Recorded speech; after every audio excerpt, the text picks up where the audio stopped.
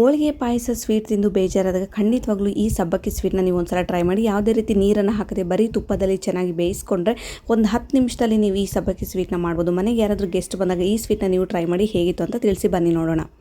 ಮೊದಲಿಗೆ ನಾನಿಲ್ಲಿ ಒಂದು ಬೌಲ್ಗೆ 1 ಕಪ್ ಆಗೋಷ್ಟು ಸಬ್ಬಕ್ಕಿನ ಅರ್ಧ ಗಂಟೆ ಬಿಸಿನೀರಲ್ಲಿ ನೆನೆಸಿದ್ದೀನಿ.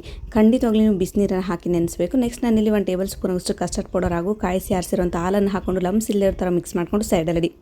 ನೆಕ್ಸ್ಟ್ ಒಂದು ಕಡೆಗೆ ಒಂದು 4 ಟೇಬಲ್ ಸ್ಪೂನ್ಷ್ಟು ತುಪ್ಪವನ್ನು ಹಾಕ್ಕೊಂಡು ನಮಗೆ ಬೇಕಾದಂಥ ಡ್ರೈ ಫ್ರೂಟ್ಸ್ನ ಚಿಕ್ಕ ಚಿಕ್ಕದಾಗಿ ಕಟ್ ಮಾಡಿಕೊಂಡು ಸ್ವಲ್ಪ ಮೇಲೆ ದ್ರಾಕ್ಷಿಯನ್ನು ಹಾಕ್ಕೊಂಡು ನಾವು ನೆನೆಸಿರುವಂಥ ಸಬ್ಬಕ್ಕಿನ ಈಗ ಹಾಕಿ ತುಪ್ಪದಲ್ಲಿ ಚೆನ್ನಾಗಿ ಒಂದು 10 ನಿಮಿಷ ನೀವು ಲಿಡ್ ಕ್ಲೋಸ್ ಮಾಡಬೇಕು.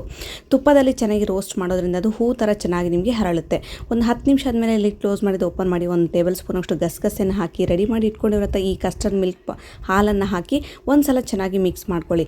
ಇದಕ್ಕೆ 1 ಕಪ್ ಆಗೋಷ್ಟು ಸಬ್ಬಕ್ಕಿಗೆ ನಾನು ಅರ್ಧ ಕಪ್ ಆಗೋಷ್ಟು ಹಾಲನ್ನು ಹಾಕ್ಕೊಂಡು ಒಂದು ಸಲ ಚೆನ್ನಾಗಿ ಮಿಕ್ಸ್ ಮಾಡ್ಕೊಳ್ತಾ ಇದ್ದೀನಿ. ಯಾವುದೇ ರೀತಿ ನೀರು ಬೇಡ, ಹಾಲನ್ನು ಹಾಕಿ ಅರ್ಧ ಕಪ್ ಆಗೋಷ್ಟು ಸಕ್ಕರೆ ಪುಡಿಯನ್ನು ಕೂಡ ಹಾಕಿ ಒಂದು ಸಲ ಚೆನ್ನಾಗಿ ಮಿಕ್ಸ್ ಮಾಡಿ ಒಂದು 10 ನಿಮಿಷ ಚೆನ್ನಾಗಿ ಇಲ್ಲಿ ಕ್ಲೋಸ್ ಮಾಡಿದರೆ ಸಾಕು.